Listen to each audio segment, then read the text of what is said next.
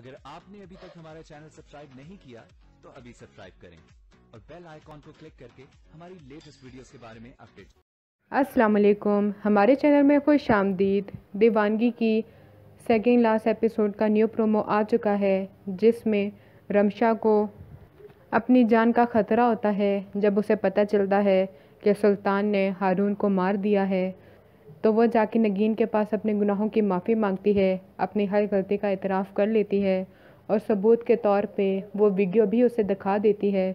जब सुल्तान उससे सौदा कर रहा होता है तो वो वीडियो बना लेती है और वो नगीन से यही कहती है, अगर वो हारून को मार सकता है तो जाहिर सी बात है वो मुझे भी किसी भी वक्त मार सकता है। ये तुम अपने पास रखो, ये वक्त आने पे तुम्हारे काम ज़रूर आएगा। और अपने पास खुद भी एक मोबाइल रखती है, उसमें भी एक वीडियो रखती है।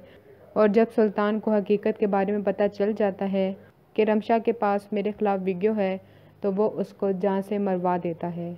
नगीन बहुत ही ज़्यादा रोती है और हारून को भी चुपचाप ज़ख्मी अस्पताल ले आती है, किसी को भी नहीं बताती कि वो ज़िंदा है।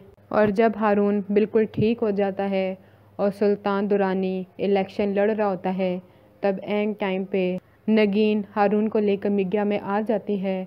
वहाँ पे सुल्तान के ख़िलाफ़ सारे सबूत और सारी बातें बता देती है और पुलिस में भी उसके ख़िलाफ़ रिपोर्ट दर्ज करवाती है।